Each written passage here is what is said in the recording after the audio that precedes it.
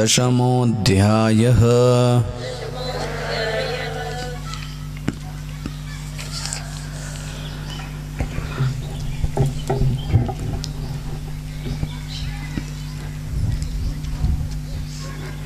जीव के प्रेम में और ईश्वर के प्रेम में एक बहुत बड़ा अंतर ये है, जब हम किसी से प्रेम करते हैं तो उसके पीछे उसका बैकग्राउंड देखना चाहते हैं, या आप दूसरे शब्दों में कहें तो मैं उसके पास्ट को भी देखना चाहता हूं कि वो पहले कैसा था, पहले क्या था।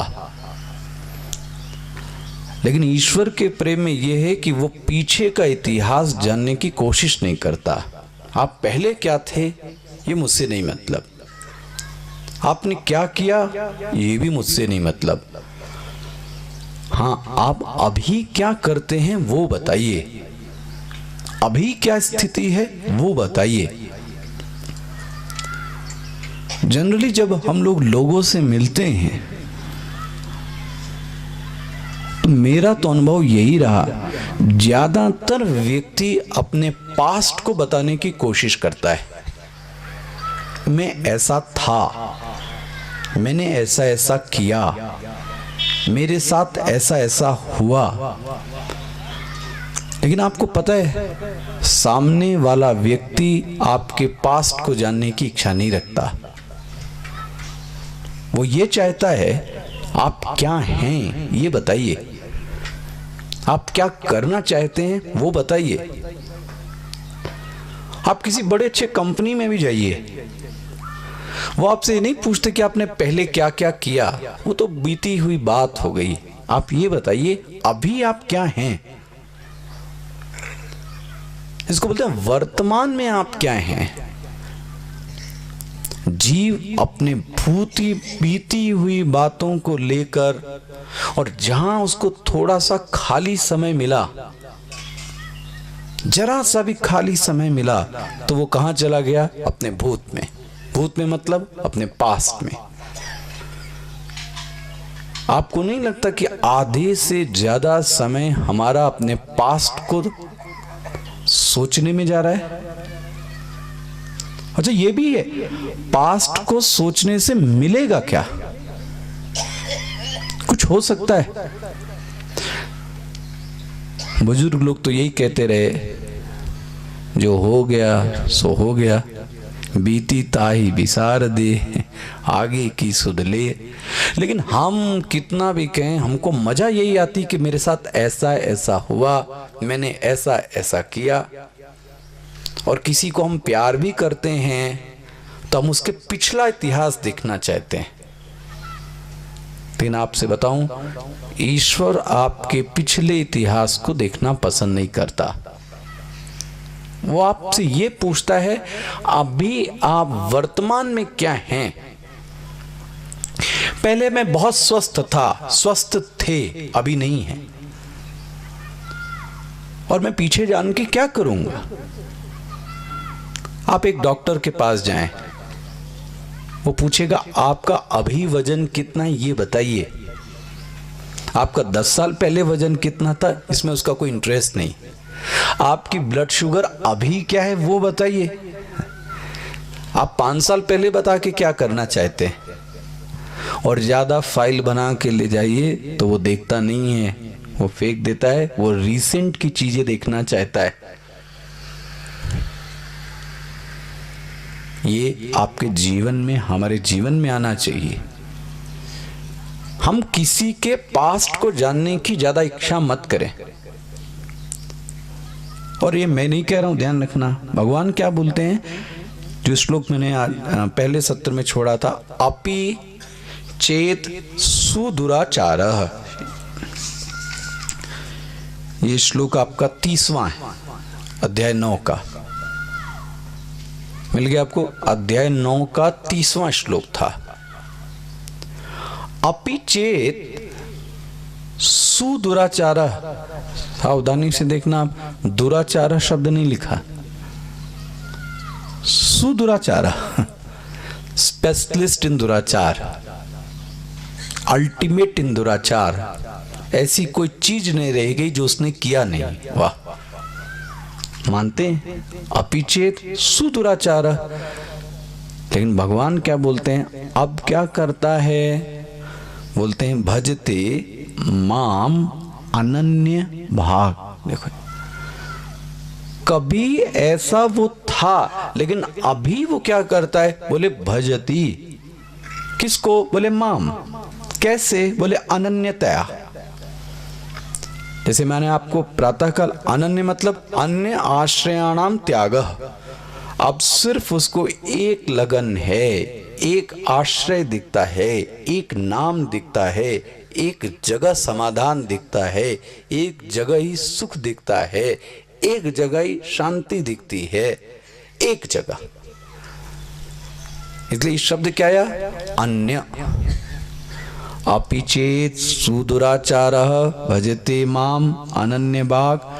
भगवान कहते हैं मैं ये आदेश देता हूं ऐसे व्यक्ति को जो पहले कुछ था अभी ऐसा है, साधु एव मंतव्य। देखो, मंतव्य मतलब संस्कृत में बोलते हैं विधिलिंग लकार, मानना चाहिए, ऐसा मानना चाहिए। क्या मानना चाहिए, बोले उस व्यक्ति को साधु मानना चाहिए। क्यों मानना चाहिए, सम्यक व्यवसितो ही सह, ये महत्वपूर्ण। उसने अपनी इंद्रियों को अपने कंट्रोल में करके रखा है, उसने अपने मन को अपने नियंत्रण में करके रखा है। अब इंद्रियों के कहने से वो नहीं जाता, उसके कहने से इंद्रियां जाती हैं।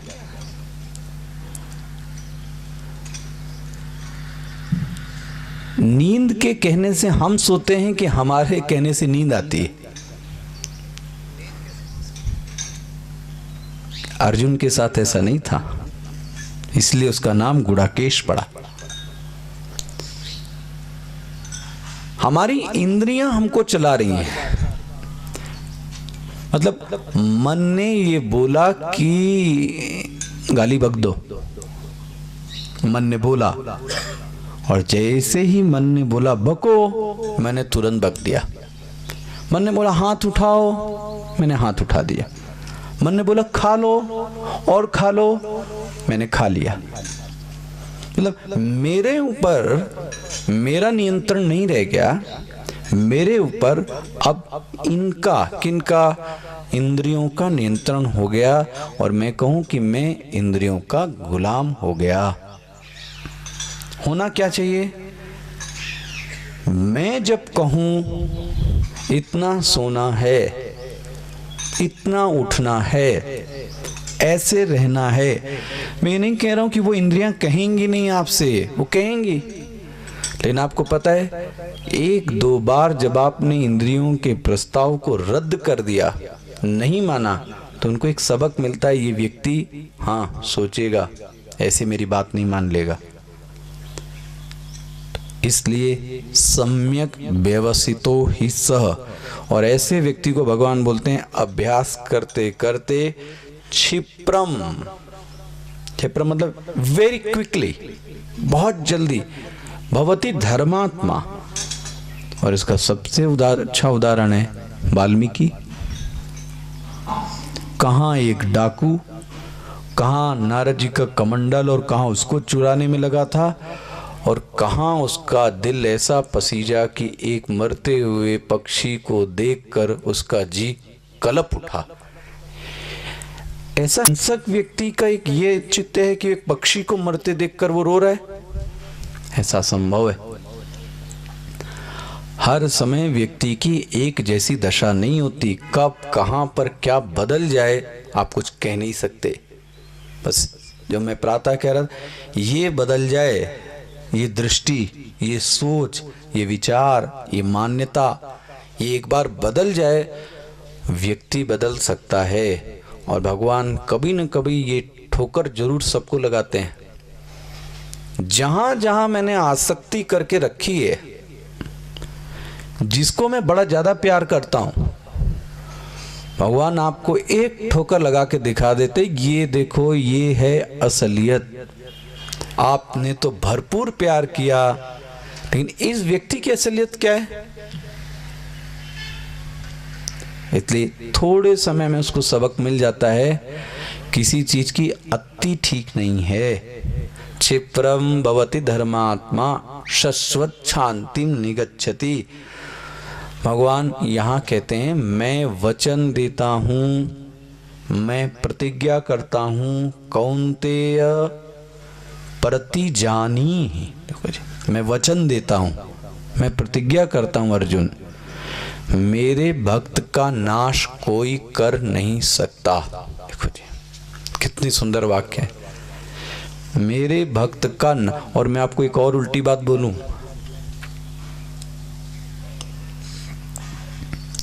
जिसको जिसको श्राप मिला है वो तर गया। एक भी उदाहरण ले लेना, जिसको जिसको श्राप मिला वो तर गया। हो सकता है जिसको श्राप न मिला हो वो करोड़ों वर्ष तक तपस्या कर रहा है, लेकिन जिसको श्राप मिला, तो इसलिए संत लोग कहते हैं श्राप भी उन्हीं को मिला जिन पे कृपा होने की संभावना थी। देखो जी, उन्हीं को श्राप दे के तार दिया। मान लें एक संत ने बड़ा सुंदर उदाहरण दिया, एक बच्चे को कुछ देना हो और आपको उसका फेवर करना हो, तो आप उसको क्या करेंगे? दो तो झापड़ मारेंगे, पहले रोता है पागल कहीं का, लोगों को लगेगा मार रहे हैं तो, लेकिन जैसे ही आपने 2 थप्पड़ मारे उसके बाद उसको एक चॉकलेट भी दे दी, अच्छा जाओ यहां से, तो उसको चॉकलेट मिल गई कि नहीं मिल गई? लेकिन कब मिली? ये फेवर करने का एक ढंग है। पहले पीछे कर दिया, लेकिन पीछे करने के बाद उसको आगे भी ले आए। सबसे अच्छा, आप यदि मध्य प्रदेश वाले हैं तो सबसे अच्छा तो महाकाल को देखिए। एक काकभुशुंडी और गरुण के संवाद में आप कितना श्राप नहीं मिला है इनको। करोड़ों वर्ष अजगर बन जाओ, करोड़ों वर्ष सांप बनो, करोड़ों वर्ष पक्षी बनो, इतना श्राप इतिहास में किसी को नहीं मिला। लेकिन आप देखते हैं उन्हीं के कारण आज महाकाल है। वहीं पे भगवान शिव प्रकट हुए, जो महाकाल शिवलिंग है। ये लीला है। और ध्यान रखना, श्राप एक छोटी सी बात पे मिला था। श्राप सिर्फ इतनी सी, देखो आप कभी देखो तो लगता नहीं कि किसी भगवान या किसी महापुरुष को इतना गुस्सा करना चाहिए। घटना इतनी सी थी कि उनके गुरु ने शिष्य को एक मंत्र दिया, ओम नमः शिवाय, जाओ जप करो। वो शिष्य जप रहा था, उसके गुरु आए, और अब शिष्य जब नीचे स्तर का होता है तो ये चीजें करता है। तो उसने गुरु को दिखाने के लिए, इसको बोलते हैं ओवरलुक करते हुए और जपने लगा और दिखाने लगा गुरु को, देखो मैं जप कर रहा हूं। और गुरु के आने पर खड़ा नहीं हुआ। इतनी सी घटना थी बस। तो गुरु के आने पर नहीं खड़ा हुआ, और वहां जहां वो जप कर रहा था वहां से बोलते भगवान शिव प्रकट हो गए। बोलते मैं इसको तो नाश करके रहूंगा। किसको? जो जप कर रहा था। जप किसका कर रहा था? उन्हीं का। उस महापुरुष ने पूछा, महाराज आपका क्या जाता है? आपका ही तो जप कर रहा था। बोले नहीं, मैं इसका विनाश करके रहूंगा। क्यों करेंगे? बोले इसने गुरु के आने पर खड़ा नहीं हुआ। उनके गुरु ने कहा अगर नहीं खड़ा हुआ तो उसका गुरु मैं हूं और मैं इसको छूट देता हूं, तो इसमें आप बीच में कहां से आ रहे हो भाई? शिव जी कहते नहीं, सबसे गुरुओं का जो गुरु है वो कौन है? वो मैं हूं। अगर मैंने इसको छूट दे दी तो जन्म जन्मांतर तक ये बात जाएगी कि ऐसा करो तो छूट मिल सकती है। मैं तो इसको छूट नहीं दूंगा। इतनी सी बात हुई और हाथ में जल लेकर ये करोड़ों जन्म तक अजगर बन, करोड़ों जन्म तक नाग बन, करोड़ जन्म तक पशु बन, पक्षी बन, यहां श्राप की झड़ी लगा दी। क्या बात थी उसको इतना श्राप देने की? अब देखो, गुरु को लीला पता है। गुरु ने कहा आपने उसका श्राप तो दे दिया, अब उसको तारो भी। अब देखो, यही शिव जी की योजना थी। तारना? हाँ, बोले बताता हूं। बोले ये जितनी योनि मैंने कही है, तुम सोचोगे तो बन जाओगे और सोचोगे तो खत्म हो जाओगे। देखो, नाग, बोले नाग बन गया और खत्म हो गया। नाग की पूरी आयु जीनी नहीं पड़ेगी, पशु की आयु जीनी नहीं पड़ेगी, पक्षी की आयु जीनी नहीं पड़ेगी, और ऐसा करने के बाद तुम्हें मेरी प्राप्ति हो जाएगी और तुम तर जाओगे। कितनी जल्दी वो तर गया। ये मिलाने का तरीका है। यही कृष्ण के साथ है। आपसे बताऊं, कृष्ण की भक्ति करने वाले, उनके साथ कृष्ण इतनी जल्दी किसी को देता नहीं है कुछ, पहले आपसे छीन लेता है और यहां तक कि पाई पाई का आपको मोहताज बना देता है। ये कृष्ण की भक्ति का लक्षण है। चलिए ये भी सुन लीजिए आप कथा। एक दिन वॉक पे कृष्ण और अर्जुन दोनों जा रहे थे। चलते चलते एक राजा के महल में पहुंचे। राजा ने देखा कि भगवान कृष्ण आए। उसने गजब का आतिथ्य सत्कार किया, स्टेट गेस्ट। 3 दिन तक इतने अच्छे से उनको रखा। जाते जाते भगवान कृष्ण ने बोला कुछ वर मांग लो। उसने बोला मेरा राज्य इतना फैल जाए, हो जाए, इतने शत्रु मर जाएं, इतना वैभव आ जाए। वैभव आ गया। अर्जुन ये देख रहा था। भगवान कृष्ण वहां से चले। चलते चलते चलते दूर कहीं एक ब्राह्मण के पास पहुंच गए। अब उस ब्राह्मण के पास कुछ भी नहीं था और एक गाय थी, वो भी मरी हुई सी एकदम खड़ी हुई थी। लगता था कि इसके प्राण जा ही रहे हैं। सिर्फ इतना कुछ था और कुछ नहीं था। और कृष्ण को पता होने के बावजूद उसे क्या कहते हैं, मुझे खीर बनाकर खिलाओ, मुझे दूध और चावल लाओ। अब वो ब्राह्मण खाने का ठिकाना नहीं, कहां से लाए। बोले मैं यहीं रुकता हूं, तुम लेके आओ, कहीं से लाओ। अर्जुन ने बोला भगवान आप ही तो इतना खा पी के आए और इसके पास नहीं, इसको खाने की क्या जरूरत है। बेचारे ने कहीं से 4 चावल लाकर गाय के थन से दूध खींचकर उसको आंच पे गर्म करके दिया। कहानी यहां नहीं खत्म हुई। भगवान ने कहा वाह, तो पेट भर गया। अब अर्जुन को लगा कि इतना कुछ किया है, इसको वर तो दे दे। तो भगवान कृष्ण ने बोला मैं तुझको वरदान देता हूं। ध्यान रखना, ब्राह्मण को मांगने का मौका नहीं दिया, उसको बोला तुम मांगो। यहां देखो कैसे चालाकी से कहते हैं मैं तुमको वर देता हूं, जाओ तुम्हारी गैया मर जाए। आप लीजिए, जो था वो भी किया। अर्जुन रो बैठा, ये लीला है, ये क्या कर रहे हो आप। उसके पास एक गाय, वो भी आपने मार डाली। देखो कृष्ण का क्या कथन है, इसके और मेरे में जो रुकावट डालने वाली चीज है वो कौन है, गाय। जब भी ये मेरा जप और ध्यान करता है तो ये किसके बारे में सोचने लगता है, सब तो इसका छीन लिया है मैंने। एक गाय है, जब भी ये जप करता है तो गाय के बारे में सोचता है। अब मैंने गाय को भी छीन लिया। अब जब ये जप करेगा तो सीधा किसको प्राप्त हो जाएगा। इसका मतलब उसका लेना भी आपके लिए आशीर्वाद है और उसका छीनना भी आपके लिए। ये आज तो नहीं समझ में आएगी ये बात, कभी दूर जाकर, कभी थोड़ा अनुभवों से थोड़ा दूर खूब सारे अनुभव हो जाएंगे, तब आपको एक बात समझ में आएगी।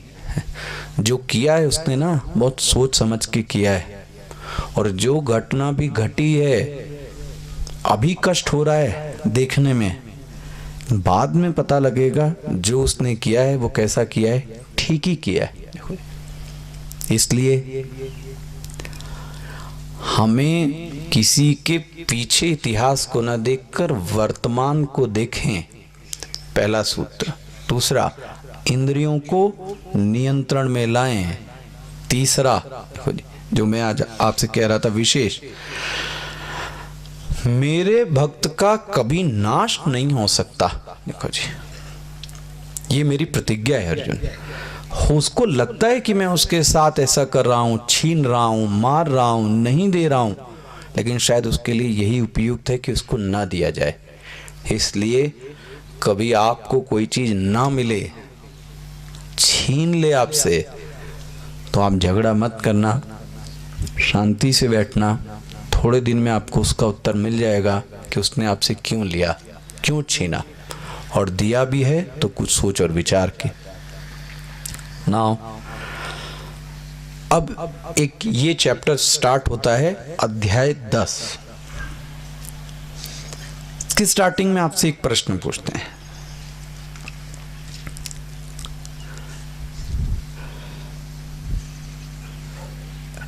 हिंदू धर्म में मूर्ति पूजा के लिए क्यों कहा गया, जबकि बाद में साधना के कुछ समय बाद उसी का खंडन किया गया कि मूर्ति पूजा में कुछ है नहीं, ये तो शुरुआत की एक अवस्था है। लेकिन शुरुआती स्थिति में क्यों कहा गया मूर्ति पूजा के लिए? यस,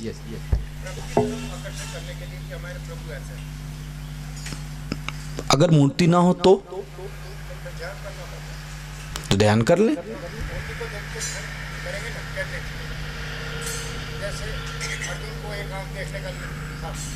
तो इसलिए प्रभु को भी देखने के लिए एक लक्ष्य बनाया गया। गुड। और कुछ कभी सोचा आपने कि आपके हिंदू धर्म में मूर्ति की बात क्यों कर दी गई? हाँ, एकाग्रता के लिए मूर्ति की आवश्यकता तो नहीं है। सोच के देखो आप, एकाग्रता के लिए मूर्ति, ये बात दिमाग में फिट नहीं होती। लेकिन एक चीज है, मैं आपसे ये कहूं कि आप राष्ट्र को प्रणाम करो, देश को प्रणाम करो, तो आप क्या करेंगे?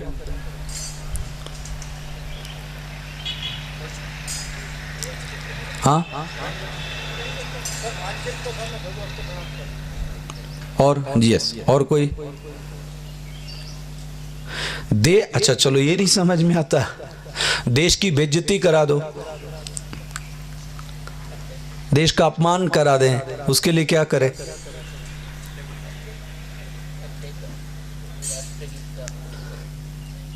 जब आप भारत जीत, सबसे अच्छा तरीका है भारत जीता, तो आपने खुशी में क्या किया? यही है ना। और हमारे देश का किसी को अपमान करना है तो उसने क्या किया? झंडे पर पैर रख दिया। अच्छा, झंडा था क्या? केसरिया, सफेद, हरा रंग, इतना सा रंग, तो क्या वो भारत है? ये किसने कह दिया कि वो भारत है? एक 10 मीटर का कपड़ा, और 10 मीटर के कपड़े को कोई अगर रौंद दे आपके सामने ही, तो आपका खून क्या हो गया? खौल गया। वो 10 मीटर का कपड़ा, छोटा सा कपड़ा, इतने बड़े भारत का क्या करता है? रिप्रेजेंट करता है। झंडे का अपमान, भारत का अपमान, और झंडे को सैल्यूट, हाँ, भारत को सैल्यूट। मतलब यदि मुझे एक साथ भारत को प्रणाम करना हो तो मैं आंध्रा, तमिल, केरल, उत्तर प्रदेश, मध्य प्रदेश तो नहीं जा सकता। तो बोला भारत के झंडे को सैल्यूट किया, तो मैंने भारत को सलाम किया। यही है ना। मतलब मैं सब दूर उसको नहीं देख सकता, तो सब दूर देखने के लिए कहीं ना कहीं एक जगह मैंने उसको क्या किया, बनाया कि मानो कि भारत ये है। इसी तरह से सावधानी से, मुझे सब दूर ईश्वर नहीं दिखता है। सब दूर क्या बोले, मुझे माता पिता में भी नहीं दिखता, मुझे पड़ोसी में भी नहीं दिखता। अब मैं क्या करूं? ये आपके धर्म की विशेषता है। कल कोई एक सज्जन थे ना, पता नहीं आज नहीं है, फॉरेन से थे। हमारे ये नहीं कि अगर निराकार है तो फिर अब निराकार को ही मानो, निराकार नहीं समझ में आता तो साकार मान लो, ब्रह्मा नहीं समझ में आते तो विष्णु मान लो, विष्णु नहीं समझ में आते बट किसी को तो मानो। सब व्यक्तियों के बुद्धि के जो स्तर हैं वो कैसे हैं, अलग अलग है। किसी का देवी में मन लगता है, किसी का शिव में लगता है, लेकिन प्रश्न कहीं तो लगता है। लेकिन मैंने एक ही चीज ऐसी कही और अगर एक समझ में नहीं आता तो इसका मतलब आप क्या हो गए, नास्तिक, क्योंकि आपके पास दूसरा विकल्प है ही नहीं।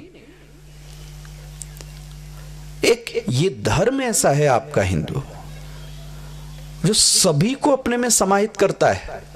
वो कहता है आपको आकार ठीक लगता है आप आकार मान लो, और आपको आकार नहीं ठीक लगता है तो आप निराकार मान लो।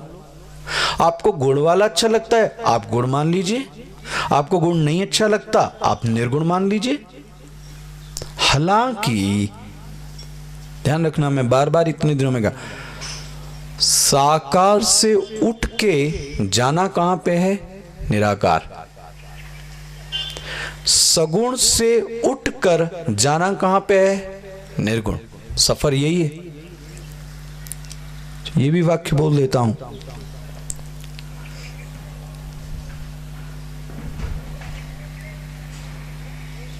मूर्ति में भी भगवान है। शब्दों को ध्यान से सुनिएगा, मूर्ति में भी भगवान है, लेकिन मूर्ति में ही भगवान नहीं है। सावधानी से इन शब्दों को क्वाइन कीजिएगा। मूर्ति पूजा वालों की दुर्भाग्यवशात ये रह गया, उनको सिर्फ मूर्ति दिखती है, उसके अलावा जीवंत जो पुरुष है वो नहीं दिखता। उनके जितने नैतिक मूल्य सदाचार हैं वो सिर्फ मूर्ति के सामने है। उसके बाद क्या है, उसके बाद वही अपशब्द, उसके बाद वही बेईमानी, वही दोष बुद्धि। लेकिन जब भगवान के सामने बस उतनी देर ठीक है, तो ये पूरा जीवन कैसे चलेगा इसके सामने। इसलिए कहा गया वहां तक पहुंचने के लिए सगुण जरूरी है, वहां तक जाने के लिए साकार जरूरी है। लेकिन ध्यान रखें, सिर्फ उसी में ही घिर के ना रह जाएं। ज्यादातर मूर्तिक उपासक सिर्फ उतने को ही मानकर बस उसी से क्या हो गए, संतुष्ट हो गए। सफर तो बहुत आगे जाना है, इसलिए इसको कंक्लूड करें। जिसको सब दूर ईश्वर नहीं दिखता है, ठीक है, जो प्राइमरी साधक है, इनिशियल स्टेज पर अभी कोशिश कर रहा है, उसको नहीं दिखता प्रकृति में, उसको नहीं दिखता माता पिता में, तो शास्त्र ने कहा तुम एक आलंबन लो। देखो अब देखो आलंबन देखो आप कैसा। अब ये 12वें अध्याय में आएगा, फिर आपसे बात करूंगा। आलंबन भी मनचाहा आलंबन नहीं। आप किसी गार्डन के पत्थर को उठाकर शिवलिंग नहीं कह सकते, लेकिन नर्मदा के हर पत्थर को नर्मदेश्वर कह सकते हैं। सोचो जरा, हर पत्थर शिव नहीं है, लेकिन नर्मदा का हर पत्थर नर्मदेश्वर है। हर काला पत्थर जिसकी आप कृष्ण की पूजा करते हैं, क्या बोलते हैं उसे, वो शालिग्राम नहीं है। हर गोल पत्थर शालिग्राम नहीं है, लेकिन गंडकी नदी से निकला हुआ पत्थर उसको आपने क्या बोल दिया? ये शालिग्राम। अगर भक्ति की बात भी करनी है तो मनमानी नहीं चलेगी। जो शास्त्र ने आपको आलंबन दिया, शास्त्र ने बोला इसमें ये मानो, इसमें ये मानो। आपको आखिरी उदाहरण दो, आपने ज्यादातर विवाह में देखा होगा, गणेश जी और आपको लक्ष्मी नहीं मिली तो आपने किसको गणेश जी बना लिया? आप पत्थर को मोली बांध लो तो गणेश जी हो जाएंगे। लेकिन सुपारी में आपने क्या किया? मोली बांध दी। और सुपारी को क्या बोल दिया? क्योंकि इसकी आज्ञा किसने दी? शास्त्र ने दी। भक्ति में मनगढ़ंत चीजें मत लाइए और कोई शॉर्टकट अपनाने की कोशिश मत कीजिए। जो कहा गया है उसी का पालन कीजिए, तो भी भक्ति सार्थक हो जाएगी। तो कुल मिला के फिर कहता हूं, जिसको सब दूर ईश्वर नहीं दिखता है, कम से कम वो एक जगह तो ईश्वर को क्या करे? देखे। और जब वह एक जगह देखेगा तो उसका दायित्व तो बनता है कि एक जगह देखकर वो सभी जगह ईश्वर को देखने का क्या करेगा? अभ्यास करेगा। मतलब आपको एक छड़ी पकड़ाई गई है, वो जिंदगी भर के लिए नहीं है, जिंदगी भर के लिए नहीं है, वो बाद में आपको छोड़नी पड़ेगी। अब मूर्ति पूजा वालों को ये बात बोल दो तो भैया मिर्ची लग जाती है। आपने मूर्ति का खंडन कर दिया। खंडन नहीं किया है, उसकी एक सीमा बताई गई है और आप सीमा सुनने के लिए तैयार नहीं है। हमको उसके अलावा, मैंने कहा, एक दरिद्र नारायण खड़ा है, हमको उसमें भगवान नहीं दिखता। फिर से वो एक नवयुवक को परीक्षा होवे तो गणेश जी को और पता नहीं किस भगवान के घर नारियल खूब चढ़ाएगा, लेकिन उसके घर में जो माता पिता बैठे हैं उसमें वो ईश्वर नहीं देख सकता। जो ईश्वर आपके घर में है उसको छोड़कर आप मंदिर जाए, ये कहां का न्याय है? इसलिए कहा गया, चलो नहीं समझ में आता तो एक जगह मानो, लेकिन ध्यान रखना एक जगह से ही परिच्छिन्न, एक जगह से ही आसक्त मत हो जाना। इस बात को आप विशेष ध्यान रखिएगा। एक ही जगह पर आसक्त मत हो जाइए, सब दूर देखने की कोशिश कीजिए। इसीलिए कहा गया नर से नारायण तक। और अच्छी बात तो ये है, जिसको आप मूर्ति में दिख रहे हो उसको जीवंत देखिए जरा, वो तो आपको आनंद आएगा। अजीब लगेगा। मंदिर का भोग मत चढ़ाइए। अगर कोई बच्चा भूखा बाद में है, रो रहा है ना कहीं, आप उसको खिला दीजिए। ये मुझे ये याद नहीं आ रहा किस संत की कहानी मैंने सुनी। एक ऐसी कथा आती कि काशी का जल लेकर व्यक्ति कहां जाता है?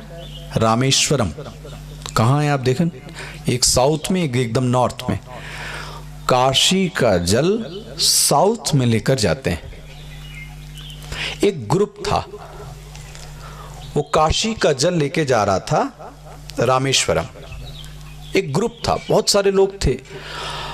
अब उस समय इतने वाहन थोड़ी ना थे कि आप कार में या प्लेन में या उसमें कहीं ले जाएं। बेचारे उस पे डंडा के लेकर, उसको लटका कर, उसमें एक लोटा रखकर उसको ले जा रहे थे। आधे रास्ते पर जब पहुंचे तो बोलते एक गधा था, वो ये कहने लगा मुझे पानी पिला दो, प्यास लगी। सबने कहा पागल है, इतनी दूर से पानी ला रहा हूं, कहां से? काशी से, और इसको पानी पिला दूं जो मेहनत थी पूरी नाश हो जाए। और आपको पता है सभी ने मना कर दिया, लेकिन एक व्यक्ति पीछे था। सब चले गए, उसने अपना लोटा लिया और गधे को क्या कर दिया? पिला दिया। और कथा ऐसी आती कि जहां पिलाया वहीं पे शिवलिंग प्रकट हो गया। और यही सीख दी, तुमको जीवंत व्यक्ति में नहीं दिखता ईश्वर, तुमको मूर्ति में, पत्थर में ईश्वर ज्यादा प्यारा है। पत्थर में है लेकिन सिर्फ उसी से मत चिपको, थोड़ा जीवंत व्यक्ति में भी देख लो आप। नहीं, हमको तो उसमें वही पुरुष, वही स्त्री, वही गंदी चीजें, वही चीजें दिखाई दे, या आपकी कमी है, आप उसको देखते ही क्यों? इसलिए कहा गया इससे अच्छा किसी गरीब को क्या कर दें। और आप ध्यान रखना कि आप सब एक बुद्धि के, इसलिए आपके सामने रखता हूं, कहीं मीडिया और इनके सामने जाऊं तो इस बात का बतंगड़ बन जाता है। इसी का दुरुपयोग कर आज मीडिया ने आपको जितनी पिक्चरें बन रही हैं उन्होंने इस बात को दिखाया, और आपके ही हिंदू वर्ग ने इसका विरोध किया कि शिवलिंग पे इतना दूध चढ़ाया, अगर काश वो दूध छोटे बच्चों को दे दिया गया होता। ये बात हिंदू के लोगों ने ही तो स्वीकारी। अब क्या बीच का आप रास्ता दोगे? और प्रश्न उठना स्वाभाविक है, आप भाग नहीं सकते, आपको आंसर देना पड़ेगा। इतना सारा चीज कहीं का कहीं जा रहा है और लोग मर रहे हैं, और आपसे और क्या बोलूं, व्यक्ति के पास पीने का दूध नहीं है और बाबा जी नहा रहे हैं दूध से, और उनके नहाए हुए पानी से लोग चरणामृत पा रहे हैं, तो क्या होगा आप सोचो। आक्षेप लगना स्वाभाविक है। पढ़ा लिखा व्यक्ति बोलेगा कि एक व्यक्ति को दूध नसीब नहीं हो रहा, आप दूध से नहा रहे हैं। विषमताओं को आप फिर व्यक्ति बोलता है हमारे हिंदू धर्म पर आक्षेप किया जा रहा है। जी आक्षेप है, अगर आप समझते हैं तो समझें, लेकिन आपकी कुछ कमी है जिसको दिखाया जा रहा है और इसको दूर करने की कोशिश कीजिए। ये तभी है, you know, excessness of anything is bad. किसी चीज की अति अच्छी नहीं होती। नए युवान भाई बहन सब मेरे साथ रात दिन आश्रम में ही पड़े रहे, तो माता पिता चिंतित नहीं होंगे? भले वो मेरे साथ हैं, अच्छे काम के लिए हो, लेकिन नहीं, एक्सेसनेस ऑफ एनीथिंग इज बैड। सिर्फ घूमे ही वो सिर्फ, तो भी गड़बड़ है। एक लिमिटेड परिमाण में चाहिए कि इतना हिस्सा इधर होना चाहिए, इतना हिस्सा इधर होना चाहिए। फिर भी आपको इसको कंक्लूड में करूं, आप मूर्ति को मानिए, प्रारंभ वहीं से होता है, और जो भी वहां पहुंचा है, ध्यान रखना, वो वहीं से पहुंचा है। स्टार्टिंग यहीं से आपके सभी संतों की हुई, लेकिन भगवान के आशीर्वाद से उन्होंने अन्य जगह भी ईश्वर को देखना क्या किया, चालू किया। फिर एक जगह वो रह नहीं गया, फिर मंदिर मस्जिद गिरजा, उसको सब दूर वही दिखाई देता है। फिर मैं आपको बोलूं, गुरु नानक जी का उस ओर पैर कर दो जिस ओर शिवलिंग नहीं है, किधर नहीं है। अगर ये दृष्टि मिल जाए, ओहो धन्य जीवन, और यहीं तक पहुंचना है। ये जो आपका अध्याय है 10वां, ये इसीलिए, इसका नाम है विभूति योग। अर्जुन का ये प्रश्न है, मैं भी इस पर आता हूं, उसको हर जगह दिखाई नहीं देता, तो कहता है मैं कहां देखूं, आपको बताइए, जो आप कहेंगे मैं वही मानूंगा। तो जरा समझना, योग और विभूति, जैसे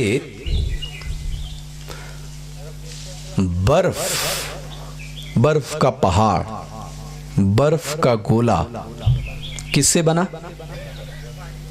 जल से। तो जल की विभूति क्या हुई? बर्फ का पहाड़। और योग क्या हुआ? जल। जल की जो महिमा है उसी को क्या बोलेंगे? विभूति। यहां पे इसीलिए इस चैप्टर का नाम क्या है? विभूति। क्या कहां भगवान है, जिसको नहीं दिखाई देता वो वहां मान ले। देखो जी, बड़ा स्पष्ट आदेश है, आपको यहां नहीं दिखाई देता आप वहां मान लो। जैसे अभी उदाहरण आएगा, आपको बबूल के पेड़ में नहीं दिखाई देता ईश्वर, आम के पेड़ में नहीं दिखाई देता, भगवान बोलते पीपल में मान लो। हैंडपंप के पानी में नहीं दिखाई देता ईश्वर, गंगा के जल में मान लो। बट एक बात याद रखना, जब भगवान ने ये बोला कि मैं पीपल के पेड़ में हूं, इसका मतलब ये नहीं कि बरगद के पेड़ में बोलो जी नहीं हूं, ये नहीं कहने का मतलब है बरगद के पेड़ में भी मैं हूं, लेकिन मैं वहां तुमको नहीं दिखता तो तुम किस में मान लो, इसमें मान लो। मैं गंगा में हूं तो नर्मदा में नहीं हूं, यमुना में नहीं हूं। मैं अयोध्या में हूं तो फिर काशी में नहीं हूं, फिर इंदौर में नहीं हूं, फिर भोपाल में नहीं हूं। ये जिसने समझा आधा अधूरा उसके लिए तो बड़ा खतरनाक रहा, फिर वो वही मानता है बस। और जिसने पूरी बात समझ ली उसके लिए जहां देखो वहीं वो चीज दिख जाता है। आइए देखिए,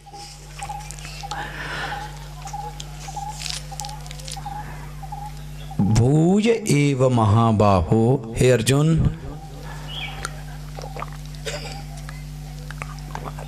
मैं तुमको फिर से वो ज्ञान देने जा रहा हूं।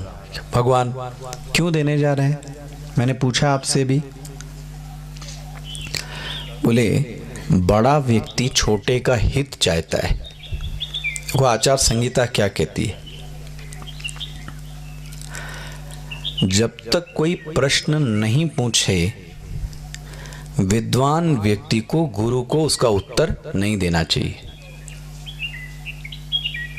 क्यों, उसकी अवहेलना है। इसको बोलते हैं घर की मुर्गी साग बराबर, घर की क्या बोलते हैं। अब आपके पास मौजूद है, जब चाहे पूछ लें। ना ना ना, माता पिता 1000 बार कहते रहते हैं इसलिए उनको समझ में नहीं आती। क्यों, आप बिना पूछे बोलते हो, बिना उनके कहे बोल देते हैं। बोले ये इसलिए आपके बच्चे आपकी बात नहीं मानते। फिर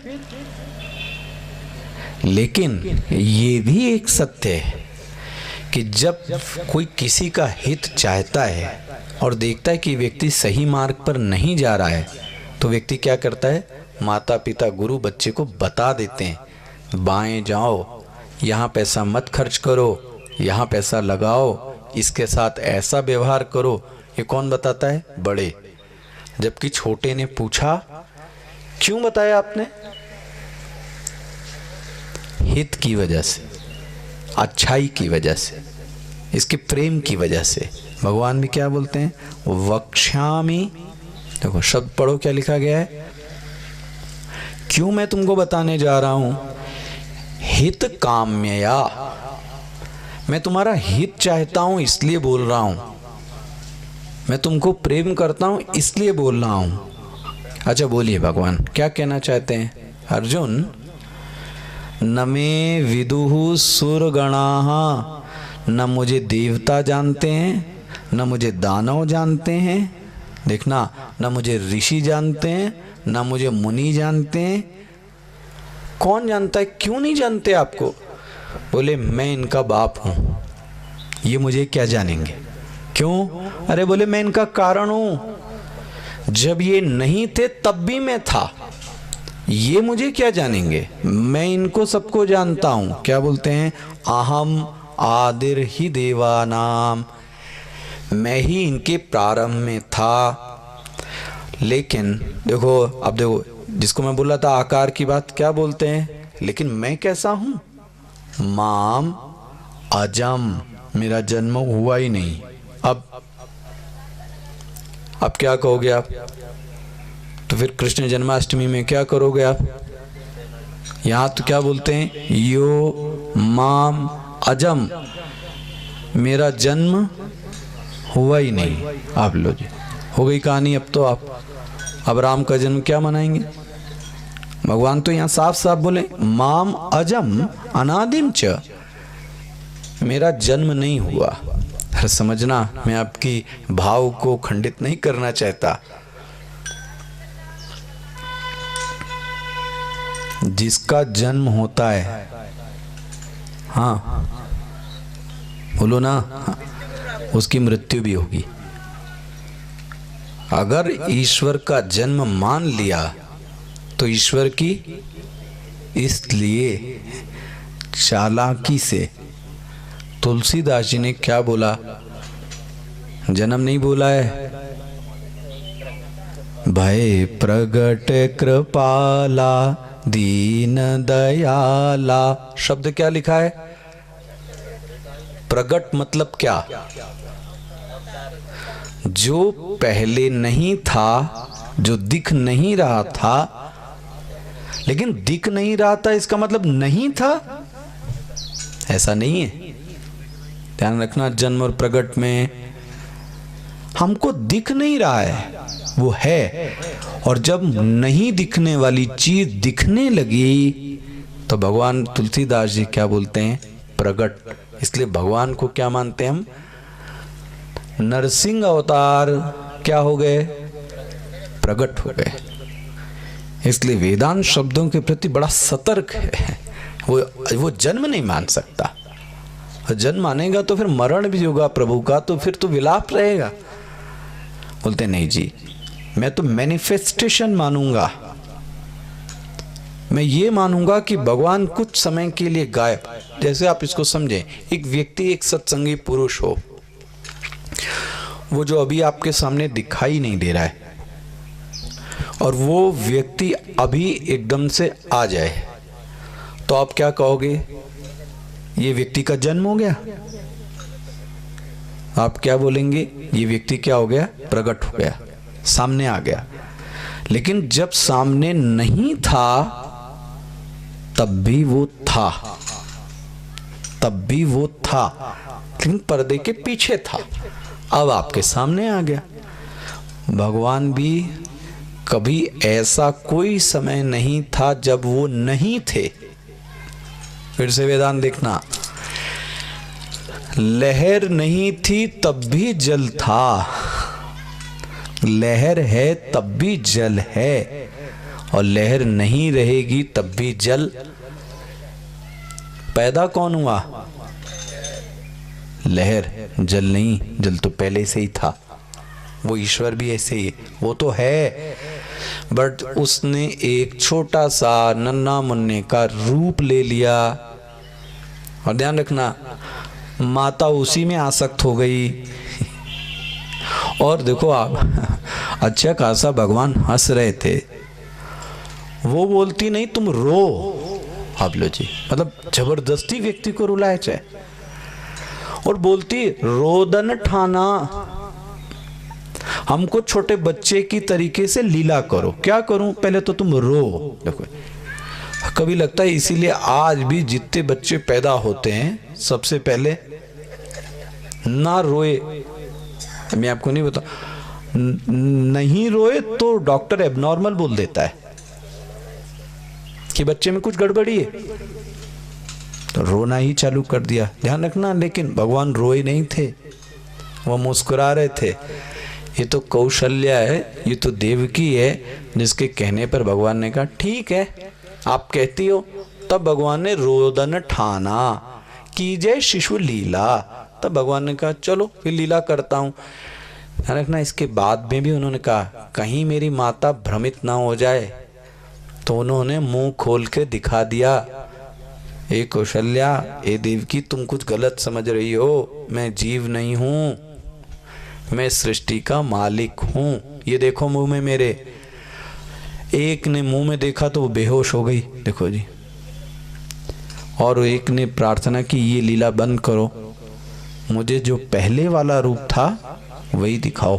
देखो ये अर्जुन भी यही कहेगा आगे वाले अध्याय में, जो आप पहले थे वही ज्यादा अच्छे थे, ये बंद करो ये सब।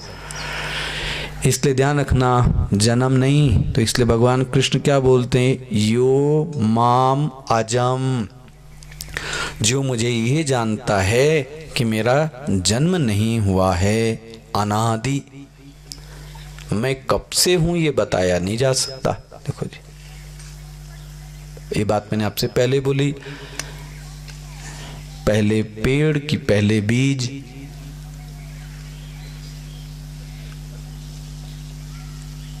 पहले पेड़ की पहले बीज। हाँ बोलो कुछ तो। बीज, बीज किससे आया होगा? पेड़ से। पेड़ कब आया होगा?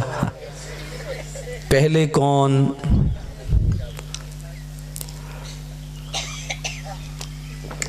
ये नहीं बता सकते। पहले मनुष्य की पहले कर्म, पहले मनुष्य की पहले कर्म। मनुष्य बना कब होगा? जब उस होने के बाद मनु जी की उत्पत्ति हुई। लेकिन पहले कर्म तो उसने, इसका मतलब पहले कर्म आया कि पहले मनुष्य? कर्म तभी करेगा जब वो मनुष्य हुआ हो, और मनुष्य तभी होगा जब क्या करेगा? कर्म। बचपन में आप और हम भी खेलते थे, पहले मुर्गी कि पहले अंडा, यही है ना। इसमें पढ़ने की आवश्यकता नहीं है बुद्धि, इसलिए भगवान ने शब्द लिख दिया, मेरी खोज करने मत जाओ। कल मैं पुनीत को ये दृष्टांत ही दे रहा था, देखो पुराणों ने कैसे इस बात को समझाया कथा के माध्यम से। शिव जी का विवाह हो रहा है, पता नहीं पंडित को क्या सर में सूझा, वो उनके पास चलाया। वैसे शिव जी बोलते ही नहीं किसी से, वो अपने आप को ये समझते हैं कि मैं समाज के लायक फिट नहीं हूँ, तो बेचारे शांत पड़े रहते हैं, बोलते ही नहीं। पंडित आया, पूछता है, महाराज जी आपके पिताजी का नाम क्या है? क्या करना है तुम्हें? इसमें पढ़ना पड़ेगा मंत्र में, विवाह में। मेरे पिताजी का नाम, बोले ब्रह्मा है। चला गया, फिर से आया लौट के, आपके बाबा का नाम क्या है? क्या बताएं? बोले मेरे बाबा का नाम विष्णु है। फिर से वो लौट के आया एक बार, आपके पर बाबा का नाम क्या है? बोले मेरे पर बाबा का नाम मैं ही हूं, अपना पर बाबा। इसका मतलब क्या हुआ? मेरे ऊपर मैं सबका कारण हूं, लेकिन स्वयं अकारण हूं। शब्द पे ध्यान दीजिएगा, सबका कारण, स्वयं अकारण, मेरा कोई कॉज नहीं। यही अल्टीमेट है, यही परम सत्य है। उसका कोई कारण नहीं, वो सबका कारण है। देखो जी, ऐसे हैं शिव जी। ये शिव जी ही ओम है, ये शिव जी ही, इसको आप अल्टीमेट कहते हैं। यो माम अजम अनादिम च, मैं अज हूं, मेरा जन्म नहीं हुआ है, और मैं लोक महेश्वरम, मैं ही संसार का मालिक हूं। ये महर्षया सप्त पूर्वे, देखो ये 7 जो ऋषि हैं, महर्षि, ये 4 सनक सनातन ऋषि, ये जो 14 मनु जिनकी आप बात कर रहे हैं, इन्हीं की संतान हम सब हैं, ध्यान रखना। मनु की संतान होने के कारण हमारा आपका नाम क्या है? मानव। इसलिए हम लोग मानव कहलाते हैं। मनु की संतान इसलिए मानव बोलते हैं। इनके भी पहले भगवान कहते हैं मैं था। किनके पहले? ये 7 महर्षि, ये 4 सनक सनातन, ये मनु, इनके पहले मैं था। अब अगर तुम मेरे को जानना चाहते हो, एताम विभूतिम च, मेरी विभूति जानना चाहते हो, तो देखो क्या कहते हैं, सुनो। मैं ही जगत के पहले था, मैं ही जगत के समय हूं, मैं ही जगत के बाद में हूं। और एक बहुत सुंदर श्लोक बोला है, देखिए जरा 10वां श्लोक, ये भक्ति का फल है। देखो, तेषाम सतत युक्तानाम, सर्प के लिए नहीं है, वह लोग जो मुझसे सतत जुड़े हैं, इसलिए शब्द क्या है? सतत युक्तानाम। समय अभाव है, इसलिए मैं इसको एकादशी दिवस से जुड़े हैं ऐसा नहीं है, शिवरात्रि दिवस से जुड़े हैं ऐसा नहीं है, मंगल दिवस से जुड़े हैं ऐसा नहीं है, सावन माह से जुड़े हैं ऐसा नहीं है। हमारी और आपकी भक्ति ये सावन माह से, शिवरात्रि दिवसे, एकादशी दिवसे, रामनवमी दिवसे, भगवान बोलते ना सतत युक्ता नाम। मुझसे ओकेजनली जुड़े हैं उनकी बात नहीं कह रहा हूं, मुझसे जो लोग सतत जुड़े हैं, और जुड़े भी कैसे हैं पता है? भजताम प्रीति पूर्वकम। ड्यूटी वाइज में, जैसे आज कह रहा था, ड्यूटी है इसलिए राम राम राम राम, शाम हो गई दिया बत्ती जला दो, हो गया भगवान, ओम नमः शिवाय, ना ना ना ना, ये मशीन वाला नहीं। भजताम प्रीति पूर्वकम, वो आपको प्रेम से जपते हैं। मतलब किसी संत से ऐसे में पूछ रहा था, ये भक्ति कब पक गई, ऐसा कब माने कि भक्ति मेरी पक गई? उसने एक ही उत्तर दिया, जब ईश्वर के सम्मुख जाओ और कुछ करने की आवश्यकता न पड़े और आंख में आंसू आ जाए। कुछ मांगो नहीं, सदैव भिख मांगते मत बनो, ये चाहिए ये चाहिए ये चाहिए, ठीक है कभी उससे मांग लिया, लेकिन एक समय ऐसा आए कि आप उसके पास जाओ और हाथ पैर भी हिलाना ना पड़े। मैं ऐसे संतों को जानता हूं, पढ़ा है।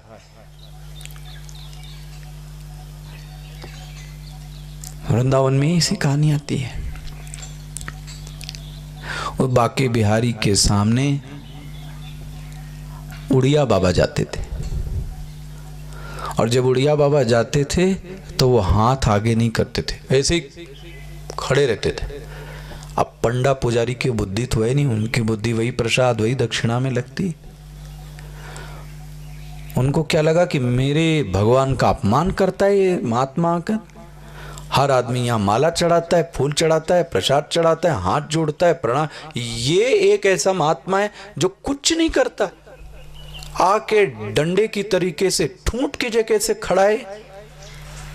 और एक बार तो उन्होंने उसको भगाने के लिए भी कह दिया, भगाओ ऐसे महात्मा को, ये अभिमानी है, हाथ नहीं जोड़ता।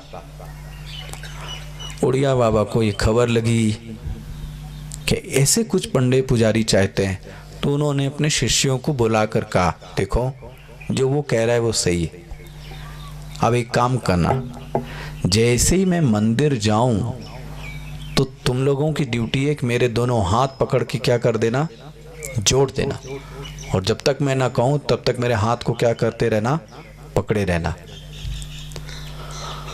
अब गए और उनके शिष्यों ने हाथ उनका पकड़ के क्या कर दिया, जोड़ दिया। अब पुजारी को कोई आपत्ति नहीं है। उनसे पूछा कि आप कर क्या रहे थे ये सब? वो बोलते हैं, मैं तो उसके सामने जाता हूं तो मैं अपने आप को ही भूल जाता हूं कि मैं हूं कौन। तो प्रणाम करने वाला कोई बचा ही नहीं, तो करे कौन प्रणाम? यह है भक्ति। अपने अस्तित्व को, अपने एग्जिस्टेंस को उसके एग्जिस्टेंस में क्या कर दिया, मर्ज कर दिया।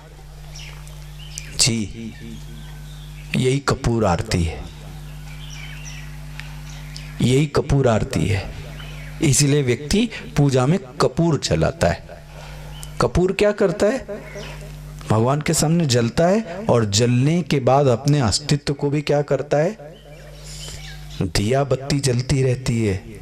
इसीलिए आखिरी में कौन सी आरती है, कपूर आरती। कपूर अपने अस्तित्व को विलीन कर देता है, मर्ज कर देता है। ये भक्ति है। हाथ जोड़ने वाला बचे ही नहीं, प्रार्थना करने वाला बचे ही नहीं। उस दिन भक्ति पक गई कि आप सिर्फ प्रभु के सामने जाएं, कुछ करने की जरूरत ना पड़े, लेकिन उनको देखते ही आपकी आंख में क्या आ जाए, आंसू आ जाए। दुनिया कहेगी आप पागल है, मैं भी, वो आपको कुछ ना कुछ कह सकती है, लेकिन ध्यान रखना, उस महात्मा की भक्ति पक गई जिसको कुछ करने की आवश्यकता न पड़े, और उसको ईश्वर की मूर्ति ना भी दिखे, अकस्मात, अचानक, यकायक, एकाएक कभी भी आंख बंद करे और आंसू छूने लगे, आप समझ लेना इसकी भक्ति क्या हो गई है, पक गई। इसको किसी आलंबन की जरूरत नहीं, यह भक्ति की पराकाष्ठा। तेषाम सतत युक्तानाम भजताम प्रीति, जिसने ऐसी भक्ति की, भगवान बोलते हैं वेट ददामी, मैं दूंगा। क्या दोगे आप? बुद्धि योगम, बुद्धि योग का मतलब ज्ञान। ज्ञान के लिए किसी के पास जाने की आवश्यकता नहीं। भगवान क्या कह रहे हैं, मैं ही दे दूंगा। लेकिन कब दूंगा, कब दूंगा? भजताम प्रीतिपूर्वकम सतत युक्ता। ये फेस तुमने पूरी कर ली है कि नहीं कर ली? यदि ये फेस पूरी हो गई तुम्हारी, बोलते मैं आकर पढ़ाऊंगा, मैं किसी को भेजूंगा, मेरा कोई व्यक्ति आएगा जो तुमको पढ़ाएगा। ये फेस तुम्हारी पूरी होनी चाहिए। ददामी बुद्धि योगम। उस बुद्धि योग से क्या होगा? उसी से ये न माम उपयांत, उसी से तुम मुझे क्या करोगे, जानोगे। उसके ऊपर कृपा करने के लिए देखो, जिसको बुद्धि योग दिया है, तेषाम एव अनुकंपार्थम। अनुकंपा मतलब आपने एक नियुक्ति होती है, क्या बोलते हैं उसको, कौन सी नियुक्ति? अनुकंपा नियुक्ति। अनुकंपा नियुक्ति मतलब उसके मर जाने के बाद जब आपकी नियुक्ति गई तो उसको क्या बोलते हैं? अनुकंपा। अनु मतलब बाद में।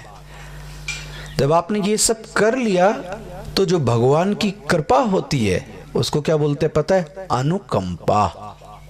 ये कृपा बाद में होती है, जब आपने पहले ये शर्तें पूरी कर ली। तेषाम एव अनुकंपार्थम अहम, मैं इसके अज्ञान को क्या करता हूं पता है? नाश करता हूं।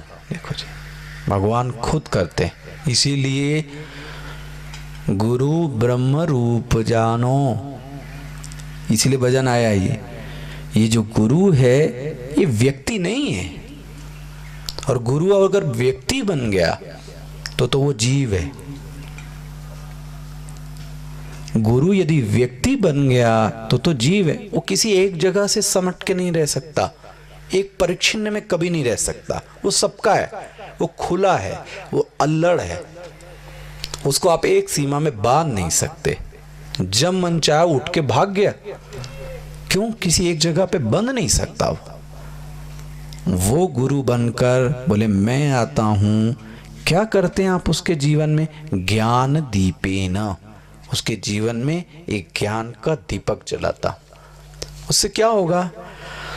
उससे उसके में जो अज्ञान है वो अज्ञान क्या हो जाएगा? दूर हो जाएगा। देखो जी, अब यहां से इसके बाद भगवान की ये विभूति चालू होती है। जरा देखिए आप 17वां श्लोक। अर्जुन ने प्रश्न किया जिसको लेकर मैंने प्रारंभ किया। क्या प्रश्न है? कथम विद्यामहम योगिम, मैं आपको कैसे जानूं? क्यों, दिक्कत क्या है? मैं आपको देख ही नहीं पाता, तो मेरे बारे में सोचो।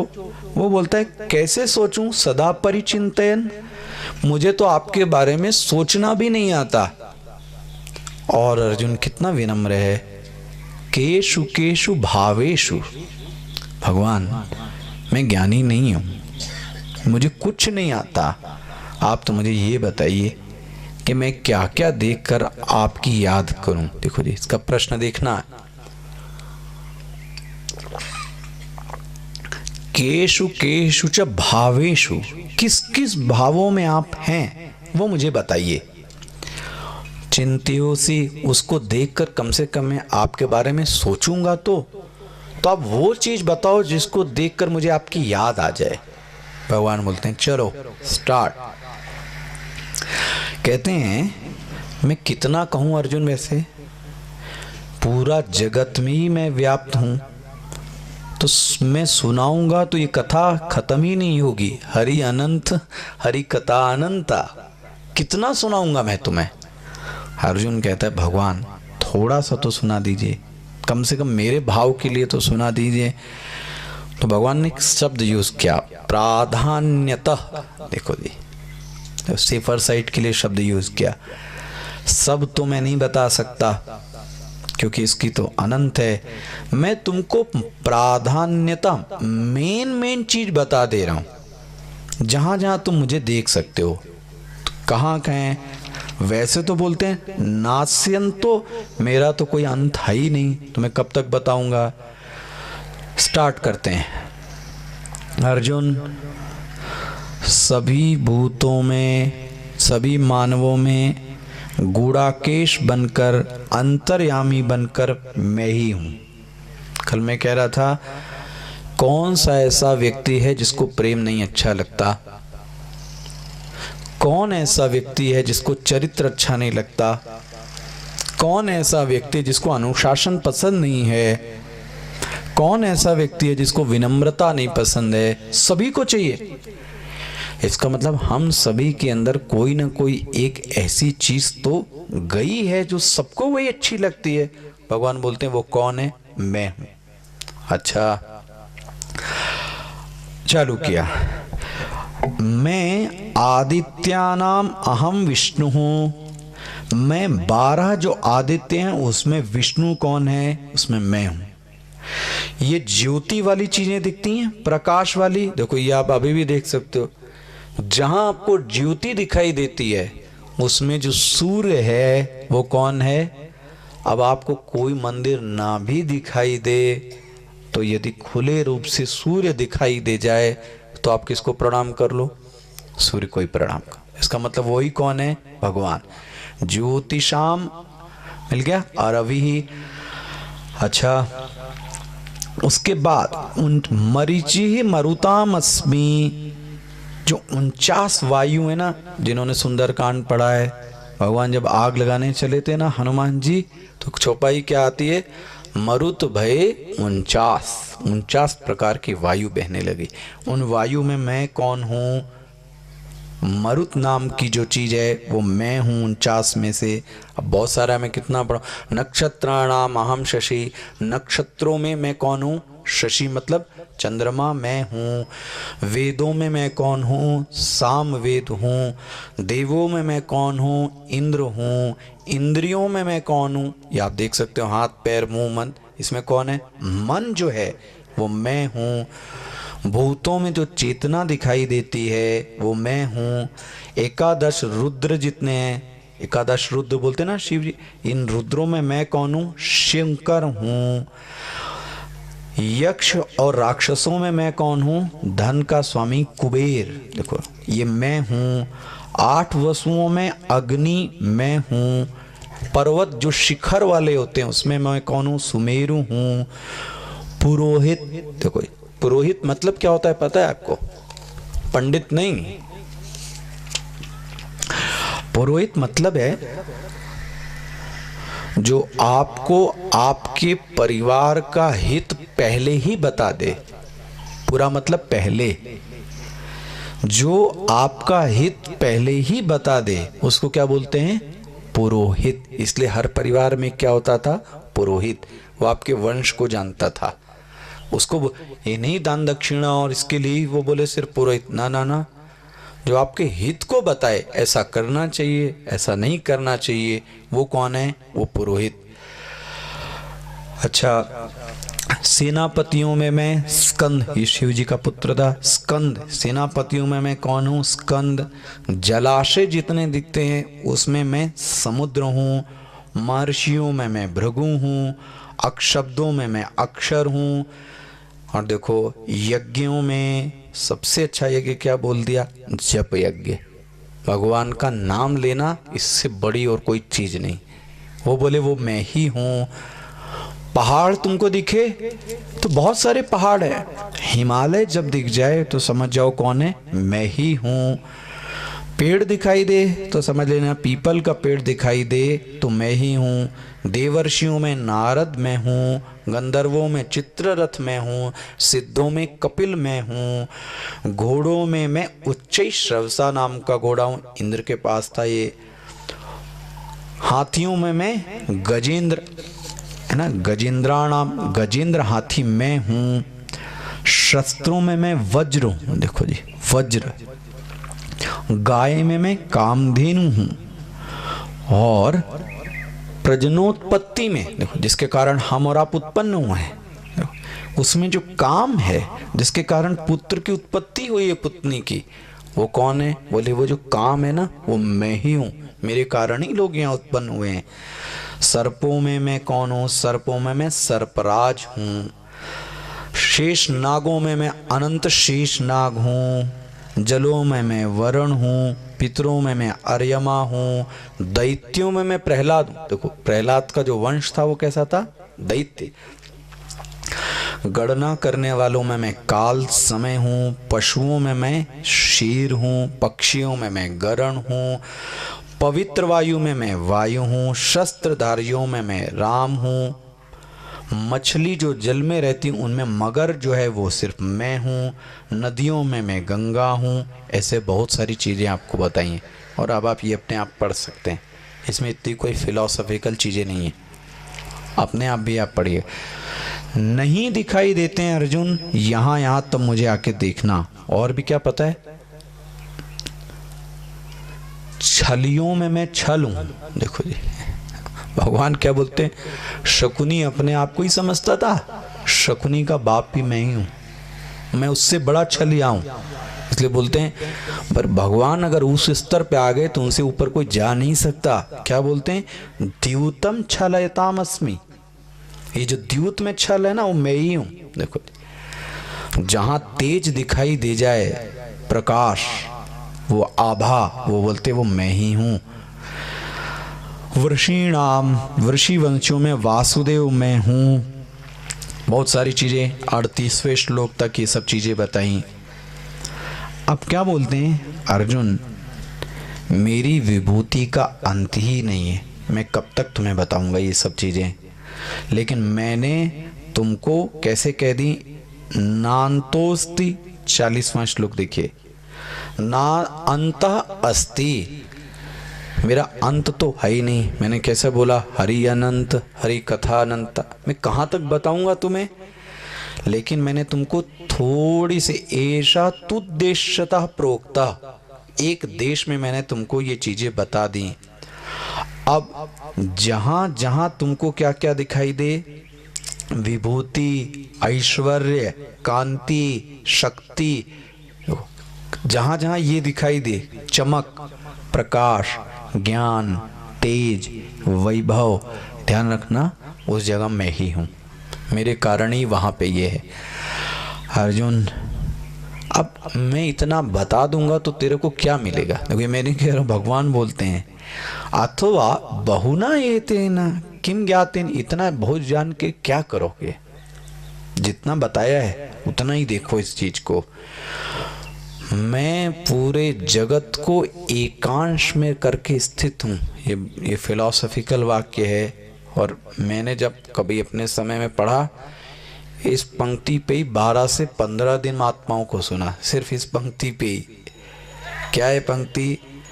एकांशेन स्थितो जगत, जगत तो मेरे एक अंश में स्थित है, एक कोने में स्थित है। जैसे नाखून का एक कोना, जगत मेरे इसके बराबर है। लेकिन अर्जुन का जो पेट है वो अभी भरा नहीं है। अब यहां से उसने एक दूसरा चालू किया। क्या चालू किया है? भगवान मैं आपका विराट रूप देखना चाहता हूं। अभी कोई बड़ा अच्छा रूप नहीं है, आपको भी क्या बताऊं, कल दिखाऊंगा आपको कोशिश। विराट रूप देखने वाली चीज है नहीं। अर्जुन ने जिद करी, भगवान ने दिखाया और अर्जुन ने क्षमा मांग ली कि मैंने क्यों बोल दिया आपसे। और अर्जुन कहता है आप जो पहले थे ना वही ज़्यादा अच्छे थे, ये आप अपनी लीला क्या करो, बंद करो, ये मुझे अच्छा नहीं लग रहा है देख के। वो क्या लीला थी वो देखेंगे कल के प्रातः काल के सत्र में। आइए आरती।